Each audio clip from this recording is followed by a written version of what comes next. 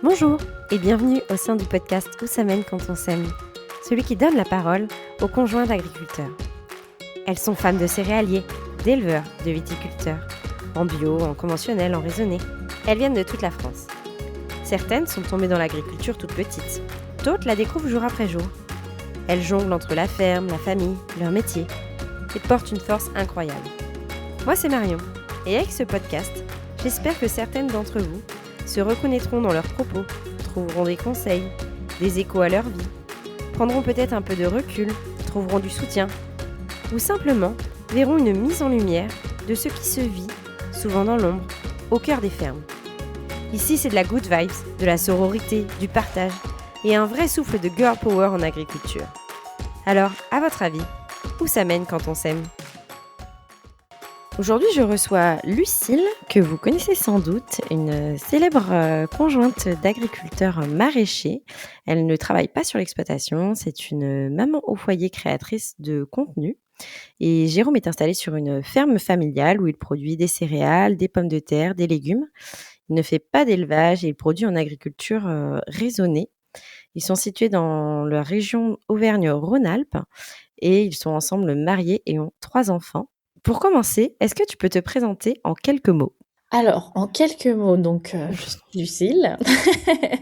Et le public m'a découvert via la célèbre émission de L'amour est dans le pré. Donc, je suis mariée à Jérôme depuis 2022, mais on est ensemble depuis bientôt 6 ans. Donc, effectivement, on a 3 enfants, 3 beaux enfants ensemble maintenant. Et la petite dernière, elle a 4 mois depuis hier. Et moi, j'ai eu 37 ans hier. Voilà. Encore joyeux anniversaire. Merci. Alors, avant de parler de toi un peu plus en détail, est-ce que tu peux nous décrire un petit peu où tu vis, avec qui, comment se présente la ferme de ton mari, les principales activités, etc. Donc nous, on est sur la ville de Jonc, la petite ville de Jonc, qui est à l'est de Lyon en fait. Donc on est à aller, on va dire une grosse demi-heure de voiture de Lyon. Donc on a une petite ferme familiale où on a à peu près 2 hectares de maraîchage et tout le reste en céréales. Donc Jérôme cultive tout ce qui est maïs, orge, blé, soja, colza, enfin, toutes les céréales à peu près classiques.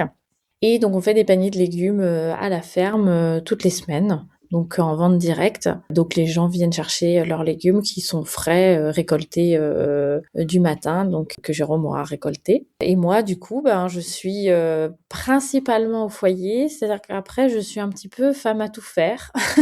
Je peux aider sur l'exploitation, je suis aussi du coup à gérer tout le foyer, donc tout ce que ça implique, plus nos 3 enfants, donc tout ce que ça implique. Et puis à côté de ça, j'ai également mon entreprise et donc nos réseaux sociaux à gérer, donc tout ce qui est Instagram, Facebook, TikTok, voilà, avec ce que ça implique là aussi, donc des collaborations et toutes ces choses-là. Ok, donc ouais, un quotidien très divers et varié, mais très dense aussi. Exactement, ouais, très dense. C'est vrai que les journées ne se ressemblent pas du tout. On sait jamais trop à quelle sauce on va être mangé chaque journée parce que du coup, c'est ça qui est bien aussi, c'est le côté imprévu. Mais par contre, c'est des vies à 100 à l'heure, quoi. Ouais, je comprends bien. Ok, alors maintenant qu'on voit un petit peu mieux le décor, on va parler un peu plus de toi. D'où viens-tu initialement et as-tu grandi dans un milieu agricole ? Alors moi, je suis bretonne d'origine, donc je suis née en Bretagne, dans le Morbihan, à Pleumeur exactement. Je suis pas issue du milieu agricole, mes parents sont médecins, donc rien à voir. Par contre, je vivais plutôt en campagne au tout départ, et puis ensuite mes parents ont divorcé, donc je suis allée en ville du côté de Lorient. Et ensuite, j'ai fait mes études, donc j'ai fait une première année de médecine, donc j'ai doublé. Et après, je suis partie en BTS esthétique et cosmétique. Et donc, un petit peu avant de rencontrer Jérôme, j'avais fini un peu mon cursus en tant que spa manager. Ok, J'avais été spa manager à la thalassothérapie de Quiberon. d'accord, ok. Et quel était donc ton projet professionnel initial et comment s'est fait donc ce changement de vie ? Donc je suppose que c'est avec ton installation sur la ferme de Jérôme. Mais est-ce que tu aurais pu, par exemple, trouver du travail à côté dans ton domaine et rester dans ce domaine de l'esthétique ? Comment s'est fait ce changement ? Oui, alors en fait, c'est vrai que quand j'ai rencontré Jérôme, évidemment, tout est un peu imprévu parce que quand on rencontre quelqu'un dans l'amour est dans le pré, c'est pas des choses qu'on a prévues. On tente l'expérience et puis ben là, il s'avère que ça a été vraiment un coup de foudre et donc du coup, je suis restée, je suis pas du tout repartie. Et de toute façon, moi, j'avais pas d'appartement, j'avais pas de maison à laisser ou quoi que ce soit. On sortait du Covid et j'avais profité du Covid pour quitter mon poste et je comptais me réorienter dans le maraîchage. Ah ok. Ouais, donc vraiment, c'était vraiment une rencontre aussi de centre d'intérêt et de passion, quoi. Ouais. J'avais postulé dans une formation sur Hyères parce que quand j'ai rencontré Jérôme, j'étais chez mes parents dans le sud et j'avais été acceptée tout, mais en fait, au moment de rentrer dans cette formation, c'était aussi le moment de savoir si je voulais rester dans la région lyonnaise avec Jérôme ou pas. Ah oui. Donc, du coup, j'ai choisi l'amour. Donc je suis restée et donc en arrivant sur la ferme, effectivement, moi j'avais quand même mon BTS et mon diplôme et j'étais déjà spa manager. Ça faisait déjà 7 ans que j'étais spa manager, donc bon, j'avais les valises et l'expérience. Donc j'avais postulé sur Lyon dans pas mal de grands hôtels spa. J'avais eu des propositions et en fait, ce qui nous a arrêtés, parce que c'était quand même une décision commune, à un moment donné, c'est que, en fait, nous, on avait envie d'une vie familiale, à la ferme, une vie familiale où on n'est pas stressé par des embouteillages ou du quotidien vraiment citadin. Donc du coup, on s'est dit, je vais rester, je vais travailler à la ferme. Et en fait, au début, c'était pas prévu, mais il s'est présenté cette opportunité sur les réseaux sociaux. Oui. Nous, c'était pas du tout quelque chose, évidemment, auquel on avait pensé. On pensait même pas que c'était possible de gagner de l'argent en travaillant sur les réseaux sociaux. Donc, forcément, avec un petit peu la notoriété, tout ça, on nous a approchés, on nous a contactés et on a découvert tout ce monde-là et que, effectivement, on pouvait en faire un métier, quoi. Donc là, forcément, je me suis dit, c'est peut-être l'occasion parce qu'en plus, ça me plaisait. La gestion des réseaux sociaux, c'est quand même, on s'en rend pas forcément compte, mais c'est quand même, ça prend beaucoup de temps, ça prend beaucoup de compétences, de différents types de compétences. En fait, ça peut allier beaucoup de choses. Et du coup, ça m'intéressait énormément et je me suis dit, c'est pile poil pour pouvoir rester à la maison, m'occuper des enfants, sans avoir tout le côté négatif des embouteillages en allant sur Lyon, enfin voilà, de toutes ces choses-là. Donc on s'est lancé de ce côté-là aussi sur les réseaux sociaux. Ok, donc c'est quand même tout un cheminement qui s'est fait avec Jérôme et avec la ferme aussi, de ce que je comprends bien. Oui, bien sûr, parce que je veux dire, on est une équipe en fait. Ouais. C'est une famille. À partir du moment où on est en couple, on peut pas prendre des décisions seul. Et sachant que nous, Capucine est quand même, je suis tombée enceinte 6 mois après notre rencontre. Donc les décisions se sont faites vite de façon familiale. C'est pas un sujet d'aller réfléchir que pour moi, quoi. Oui, bien sûr. Non, non, mais c'est vrai qu'on voit vraiment la construction du couple, de la vie de famille et de votre parcours professionnel, en fait, en même temps. C'est ça Voilà. qui est vraiment chouette. OK. Et sur le côté, créatrice de contenu, donc qu'est-ce que tu partages? Comment est-ce que tu dissocies, ce que vous voulez garder pour vous, votre vie intime et familiale de ce que tu publies? Comment est-ce que ça s'est construit tout ça? Quel est le regard aussi d'un agriculteur sur les réseaux? Du coup, c'était une découverte pour nous deux, hein, parce que moi, quand je l'ai rencontré, j'avais 31 ans, j'avais pas du tout d'Instagram, tout ça. Enfin, c'était pas du tout ma tasse de thé. C'était limite, je veux pas de ça, moi. Mmh. Et en fait, c'est vrai que le Covid aussi m'a apporté ça, c'est-à-dire que, à un moment donné, les gens, hein, pendant le Covid, pour communiquer entre eux, les réseaux sociaux, ils ont explosé. Donc, moi, c'est pareil. Chez mes parents, je me suis mis à faire leur potager, tout ça, en discuter sur les réseaux sociaux avec les gens. Et c'est là où j'ai appris un peu à manier l'outil. Et donc, quand je suis arrivée à la ferme, j'ai dit à Jérôme, mais tu devrais te faire compte Insta, ce serait pas mal pour les paniers de légumes et tout. Et en fait, avec l'émission, évidemment, ça a explosé.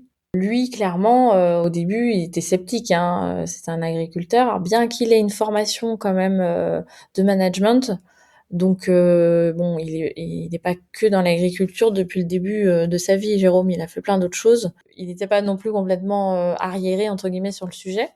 Mais voilà, il voyait pas trop l'intérêt. Et effectivement, après, quand on a découvert tout ce que ça impliquait, que c'était pas si simple que ça, et que c'était un métier, il s'est un peu plus intéressé au sujet. Alors après, pour savoir ce qu'on montre et ce qu'on ne montre pas, en fait, moi, je fonctionne beaucoup avec le cœur. C'est-à-dire que si j'ai filmé quelque chose dans la journée, déjà, je poste jamais immédiatement. Je me donne toujours le temps de la réflexion, puis en plus, j'ai pas le temps en journée avec les enfants. Si jamais en visionnant la vidéo, mon cœur me dit que je peux pas montrer ça, bah, je le fais pas, en fait.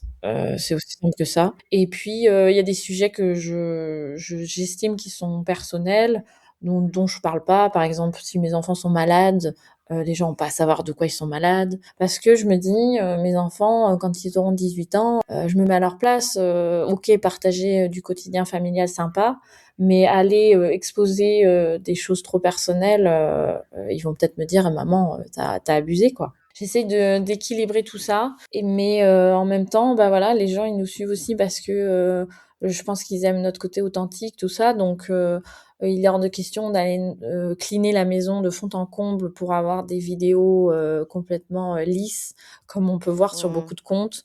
Euh, Nous, on fait pas du montage, voilà, on monte pas notre vie, on la montre telle quelle. Mais j'essaie de protéger mes enfants. Voilà, on verra jamais des photos de capucines en maillot de bain, par exemple, sur notre compte. Enfin, il y a plein de choses que je refuse Ouais, de ouais, je montrer comprends bien. pour la protection des Oui, oui, enfants, en oui. fait. Ouais, ouais, c'est vrai que c'est important et non, ouais, je trouve que c'est ce qui est hyper authentique dans votre compte, c'est aussi le côté, parler de maternité de manière décomplexée. Bon, on en parlera un petit peu après dans mes questions, mais de montrer que voilà, il y a aussi des facettes difficiles et comme tu le dis, c'est pas que tout beau, tout rose et la maison est pas toujours propre avec le couple parfait, les enfants tout sages et Ouais. tout et je trouve ça vachement chouette et justement, je trouve que tu montres aussi un petit peu, bah, ton statut de conjointe d'agriculteur, et justement un peu ce quotidien-là. Est-ce que, Jérôme, maintenant, avec du recul, il trouve que c'est important d'utiliser les réseaux sociaux et votre notoriété pour parler d'agriculture, pour un peu revaloriser, cette image ou pas spécialement? Oui, oui, oui, je pense que depuis 6 ans, il a bien compris que maintenant les gens, il y a qu'à regarder quand on va dans un train ou dans un bus ou un métro, où les gens ils sont tous sur leur téléphone, hein. Donc la communication, elle passe énormément par les réseaux sociaux. Et c'est vrai que maintenant, il a envie, ça s'est beaucoup développé là cette dernière année, il a envie de communiquer aux gens ce que son travail. Pourquoi pas aller dans certaines fermes et discuter avec. Enfin, il a plein de projets en tête justement pour développer les réseaux sociaux. Et puis c'est aussi que c'est le seul moyen parfois d'atteindre les jeunes. Il y a certains qui ne se renseignent que comme ça, qui regardent même pas les infos à la télé ou autre. Des fois, la seule source d'information des gens, c'est les réseaux sociaux. Donc oui, il comprend bien l'importance. Et c'est là aussi où on a une responsabilité, je trouve, dans ce qu'on communique. Ouais, On clairement. peut Mmh pas mh. communiquer n'importe quoi, mais même sur des choses basiques, on a une certaine image à montrer aux gens et un exemple, comme si on était un exemple. Il y a des gens Oui. qui vraiment l'écrivent quand ils nous écrivent des messages, comme quoi on est un exemple et tout. Donc quand on nous dit ça, on a forcément une responsabilité d'image et on peut pas jouer avec ça et dire n'importe quoi, quoi. Et est-ce que ça, tu l'appliques aussi sur le côté agricole?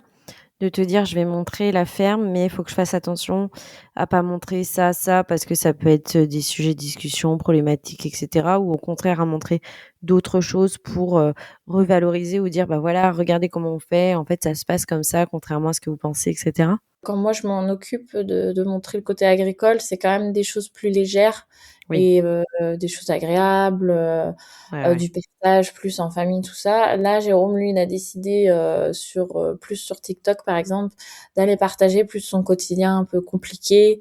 Quand la moissonneuse, eh ben, elle tombe en panne en plein milieu du champ ou voilà, des choses un peu plus dures, mais moi, je reste aussi entre guillemets «à ma place». Je suis pas agricultrice. Je suis femme d'agriculteur, donc j'estime que s'il y a des choses, à communiquer vraiment dans l'agriculture pure, ce sera lui qui en parlera, quoi.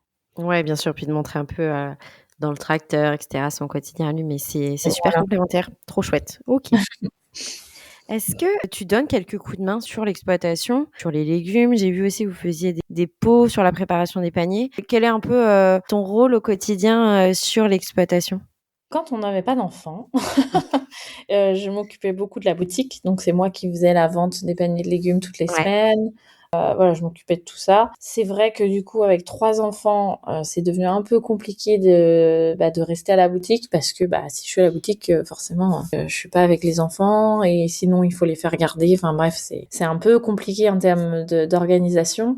Donc je m'occupe moins de la boutique, mais j'espère que quand les enfants sont un peu plus grands, je pourrai y retourner un peu plus. Et effectivement, au début, pareil, j'allais dans les champs, je ramassais des légumes avec Jérôme, tout ça. Donc c'est pareil, c'est des choses que j'aimerais bien reprendre une fois que les 3 seront à l'école, peut-être, j'aurai plus de temps. Et après, sinon, on fait effectivement des bocaux des caviars de légumes. On appelle ça des caviars des légumes. Ouais. Donc, c'est des produits à tartiner à l'apéritif. Donc, on a par exemple du chou-fleur au gingembre, de la betterave au piment, tout ça à tartiner donc sur des toasts ou avec du fromage frais, à manger avec des tortillas.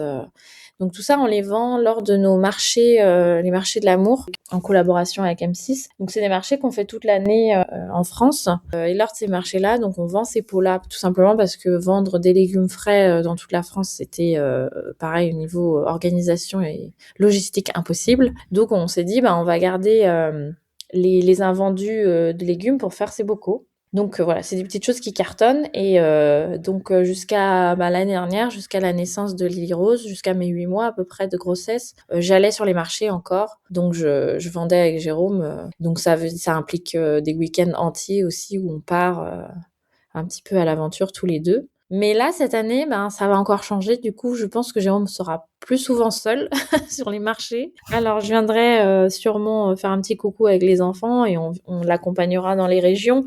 Mais c'est pareil, je pense que je resterai avec les enfants pendant les marchés plutôt.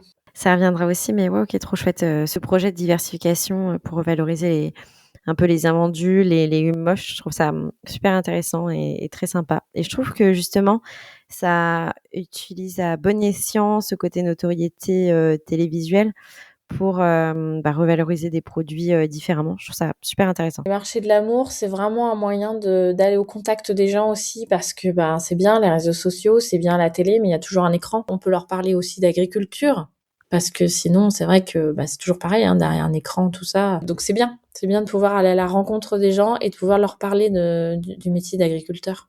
Ok, trop bien. Alors maintenant qu'on voit un peu plus ton profil et ton parcours, j'aimerais qu'on parle un petit peu plus de votre vie à deux et votre vie de famille et de ce que représente le quotidien quand on vit avec un agriculteur.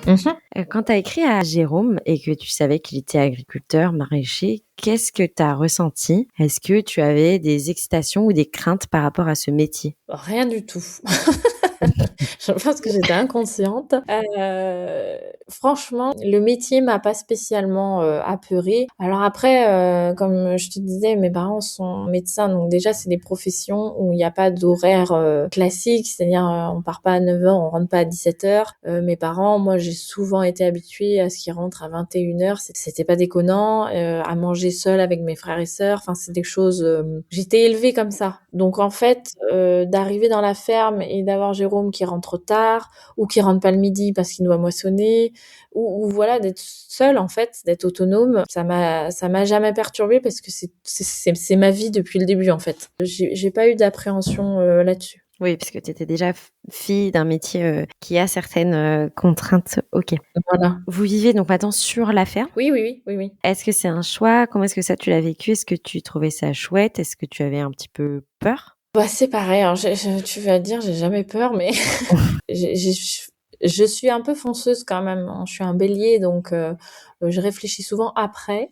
J'ai pas eu peur de ce côté parce qu'on vit aussi en famille, hein. Il y a les parents de Jérôme qui sont dans la ferme aussi, et son frère qui vit en face aussi. Donc on a chacun nos maisons, mais voilà, on est dans la même cour. Au contraire, je pense que ça m'a donné envie en fait, ce côté clan familial. Proximité. Ouais, ce côté cocon et d'avoir les parents qui sont en face, tout ça. Moi, je suis quand même fille de divorcée, donc j'ai quand même des petites, des douleurs d'enfance, de séparation, tout ça. Donc je pense que ça m'a attiré ce côté vie familiale tous ensemble en fait. Et alors, quels sont tes liens avec ta belle famille? Est-ce que ça se passe bien? Est-ce que vous arrivez à garder chacun votre intimité? Oui, ça se passe super bien. Oui, tout le monde respecte, l'intimité de l'autre, et c'est pour ça que ça fonctionne justement. Après, on a beaucoup d'aide aussi des grands-parents, des parents de Jérôme. Bah, et puis c'est vrai que, ben, avec la mère de Jérôme, Fabienne, on se reconnaît toutes les 2 parce que je pense qu'elle, elle a été femme d'agriculteur aussi, donc elle sait ce que je vis. Donc elle est très aidante et elle est toujours à l'écoute.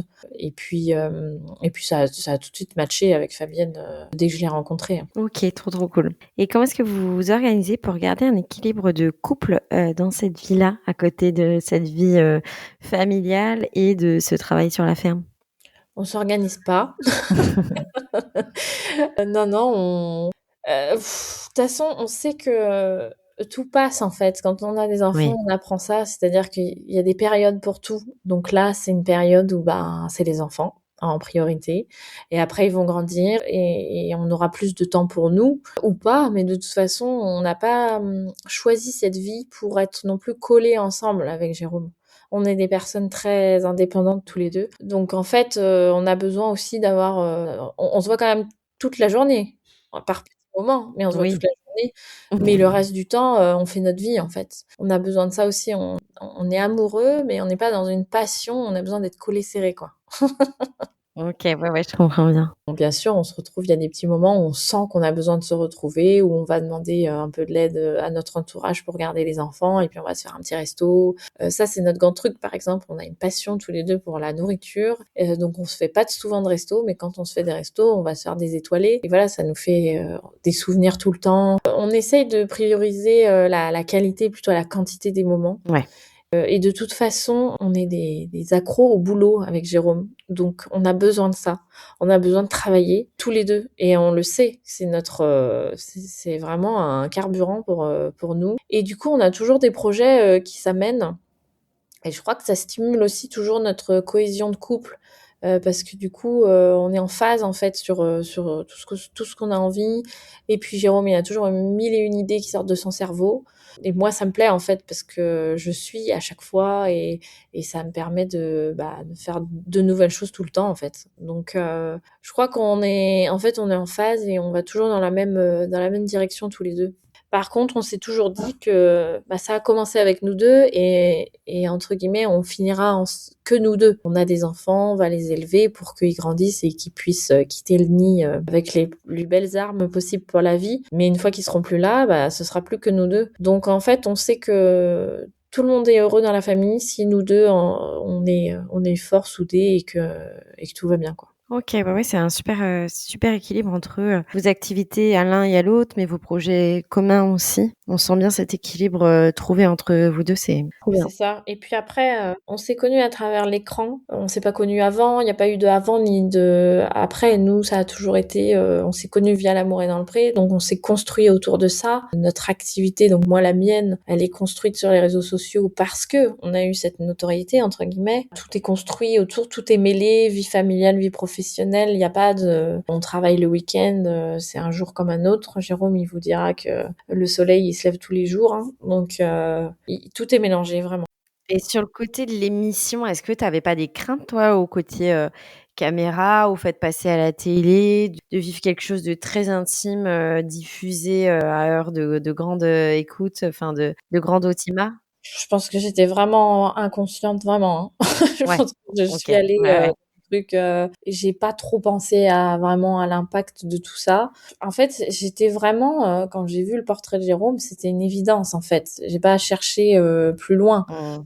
Donc en fait, ouais, j'ai écrit, et puis il se trouve que mon cœur, il me disait d'y aller, de foncer, quoi. Donc j'ai pas trop réfléchi à ça et puis de toute façon, quand on se rend compte alors certes, il y a les caméras qui nous filment. Moi, je suis pas trop gênée parce que j'étais un métier dans la vente aussi, donc j'étais un peu toujours «en exhibition» entre guillemets, donc j'ai pas de gêne, j'assume assez facilement, l'image que je renvoie, et après c'est pas on n'est pas en direct, devant la France, quoi. Non, On a été non. diffusé 2-3 mois après, donc en plus c'est une joyeuse colonie de vacances, hein, L'amour est dans le pré quand même parce que, au début, bon, il y a un peu il y a le fait de voilà, que ça se fasse avec l'agriculteur, mais une fois qu'on est en couple, Franchement, c'est des amis. Les caméramans, ça devient des amis. Nous, il y en a certains, ils étaient à notre mariage. On a vraiment vécu des moments hors du temps, en fait. Ouais, je comprends bien. Et sur le côté géographique, donc tu as quitté ta région pour rejoindre Jérôme. Est-ce que tu as des amis maintenant et de la famille dans le coin? Comment est-ce que tu as reconstruit cette vie sociale? Est-ce que ça t'arrive de te sentir parfois un petit peu seule, isolée ou plutôt bien entourée? Non, alors nous, la chance qu'on a, c'est qu'on n'est pas une ferme perdue au beau milieu de la campagne, vraiment dure, quoi. Il y a des agriculteurs qui sont vraiment seuls et où il n'y a pas de maison à des kilomètres à la ronde, hein. On n'est pas du tout dans cette situation. Nous, on est aux portes de Lyon quand même. La ferme, elle est dans le village à Jon. Donc moi, je vais à pied à l'école. Enfin, ça a rien à voir comme situation, hein. Donc déjà niveau, je suis pas isolée, on va dire, d'un point de vue géographique vraiment. Après, je suis quelqu'un aussi de très solitaire et donc je cherche pas forcément à multiplier les connaissances, les amis. Et en plus, j'ai pas le temps, clairement. J'ai pas le temps avec tout ce qu'on fait, j'ai pas le temps de penser à ça. Et puis après, ça se fait aussi au fur et à mesure, c'est-à-dire que Jérôme, bon, il a des amis depuis très très longtemps. Pareil, il en a pas des milliers, mais il les connaît depuis 30 ans. Donc forcément, certains sont devenus mes amis, leurs femmes surtout, avec qui j'ai sympathisé. Il y a aussi, quand on emmène nos enfants à l'école, on sympathise avec d'autres parents, donc on se fait des amis là aussi. C'est vraiment un concours de circonstances, mais par contre, je ne cherche pas à rencontrer des amitiés. J'ai aussi mes amitiés à moi de longue date.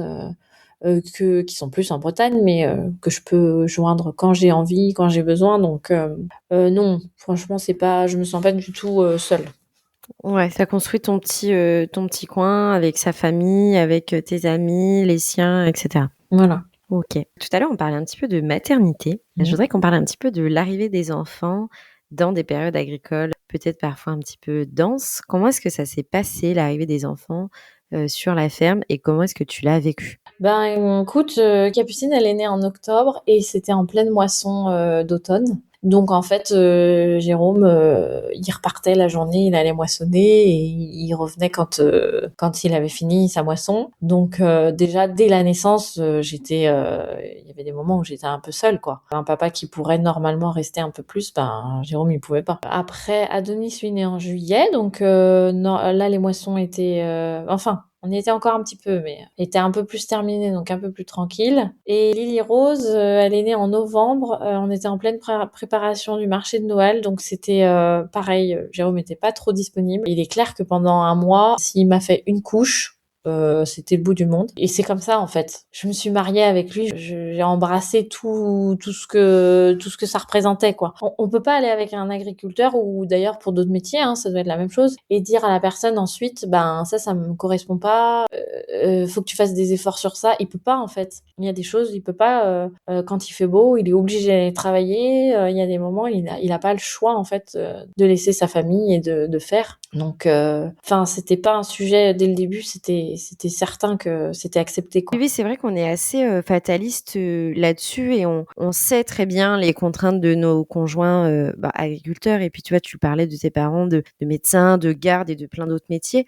Mais c'est vrai que, bon, même si on le sait, parfois, ça peut être aussi un peu difficile à vivre, surtout dans un postpartum, ou de se retrouver un petit peu seul à la maternité, etc. C'est un peu pour ça que je te posais la question de dire, est-ce que au moment où les enfants sont arrivés, c'était une bonne période? Est-ce que tu as été seule? Comment est-ce que tu l'as vécu? Parce que je trouve que c'est des sujets sur lesquels on se rejoint beaucoup aussi. Oui, oui, non, mais ça veut pas dire que parce que je l'accepte, c'est pas dur. C'est ça, Il y a exactement. forcément des moments où c'est dur quand même parce que on peut avoir l'aide quand même de personnes autour. Le mari, ça reste le mari, ça reste le père des enfants. Forcément, c'est un soutien qu'on attend aussi. Il y a eu des périodes là à l'arrivée de Lily Rose où, par exemple, Adonis nous a fait des très grosses crises parce qu'il perdait sa petite place de dernier. Ouais. Puis, il est en plus en plein dans l'âge des 2 ans, donc les fameuses Terrible Two. Ouf. Donc je pense que ça fait un bon cocktail explosif. Il y avait des périodes où oui, c'était très difficile. En plus, il ne réclamait que son père, il ne voulait plus moi, donc il y avait des moments pour tout mener de front, c'était un peu dur. Mais j'ai la chance d'avoir un mari qui est à l'écoute et qui sent quand il y a un malaise et que c'est trop. pour sa femme et qui sait poser les choses et me dire, «Je pense que là, tu as besoin peut-être de prendre, une nounou de temps en temps pour, voilà, pour prendre du temps pour toi, pour avoir un peu de recul, et puis pour nous aussi, pour que ce soit plus sain aussi, dans notre couple tout le temps». OK, ouais, je comprends bien. Avec du recul, pour conclure un peu cet échange toutes les deux, est-ce que selon toi, il y a une fierté ou une satisfaction particulière à vivre aux côtés d'un agriculteur? Oui, clairement. Moi, je suis très fière de lui parce que, un agriculteur, on en a besoin, 3 fois par jour, on va dire, tous. Le matin quand on prend le petit déj, le midi et le soir. Alors on pense jamais à l'agriculteur, hein, quand on mange notre assiette, mais on devrait parce que sans eux, en fait, il y a rien. Sans eux, on mangerait pas. Donc ouais, je suis très fière qu'ils participent à tout ça. Puis je vois le ce que ça représente d'investissement physique. Physiquement, c'est très dur. Donc c'est des personnes quand même qui sont solides. Et psychologiquement, c'est une charge, mentale énorme, de gérer une ferme parce que, ils ont pas la main sur les prix de vente, ils ont pas la main sur la météo, ils ont la main sur rien, en fait. Sur le prix de ce qui peut être des engrais, tout ça. En fait, le résultat pour eux, il est jamais sûr. Donc en fait, psychologiquement, c'est hyper dur.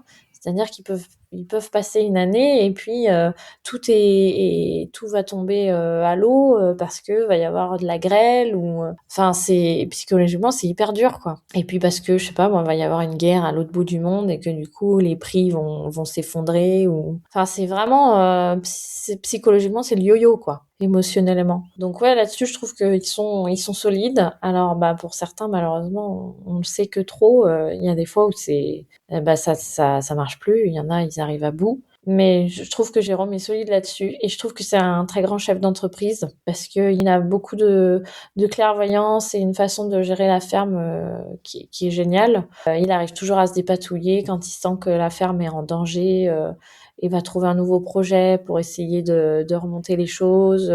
Il n'a pas les deux pieds dans le même sabot, quoi. Donc je suis très fière de lui et de tout ce qu'il fait au quotidien. Et en plus de ça, je suis fière de lui parce qu'il arrive en plus de ça à être un super papa et ça c'est quand même génial parce que vraiment je serais tentée de dire il a pas le temps normalement. Il a pas le temps d'être un super papa mais n'empêche qu'il y arrive quoi. C'est un super message que tu passes pour lui, puis pour le métier, d'agriculteur et je trouve que c'est important aussi de dire que tous ces aléas, jouent évidemment sur le métier, sur l'agriculteur, mais aussi sur sur tout le couple, sur la famille et que tout le monde, subit, les bons et les mauvais côtés de tout ça, aussi. Mmh. Pour finir, cet échange, qu'est-ce qui toi te rend heureuse dans ce quotidien et dans cette vie-là, aux côtés, d'un maraîcher? Notre liberté, je pense que c'est ça qui nous rend le plus heureux. C'est notre liberté, c'est que certes, il y a des côtés très difficiles dans l'agriculture, mais à un moment donné, Jérôme, il est seul, il a personne qui est derrière lui en train de lui dire fais ci, fais ça. C'est qu'on est quand même libre, même si l'impact des choses est fort sur l'agriculteur. Il va se lever le matin quand il veut, il n'est pas à la minute près. Enfin voilà, il y a toutes ces choses-là, la liberté. La liberté, je pense que c'est le plus beau. Et puis, on vit aussi dans un contexte où on peut faire grandir nos enfants dans la nature. On peut leur faire connaître des choses que, je suis pas sûre que tous les enfants en pleine ville connaissent tous les légumes à 2 ans. Enfin, voilà, il y a plein de choses qu'on est heureux de pouvoir leur apprendre, de grandir dans un beau paysage, quoi. Trop chouette. Écoute, merci beaucoup pour cet échange et pour ton temps. Merci à toi, Marion. Et à bientôt. Ouais, à bientôt. C'est la fin de notre échange. Merci de l'avoir écouté jusqu'au bout. Si cet épisode vous a plu, je vous invite à découvrir tous les autres. Vous pouvez également noter le podcast sur votre plateforme d'écoute préférée. Et pour suivre l'aventure au quotidien, retrouvez-moi sur les réseaux sociaux et surtout sur Instagram où je suis très active. N'hésitez pas à vous abonner, liker, partager. C'est grâce à vous que ce projet prend forme et qu'il peut continuer à grandir. Et mesdames, si vous avez envie de raconter votre histoire, rejoignez-moi dans un prochain épisode. À bientôt!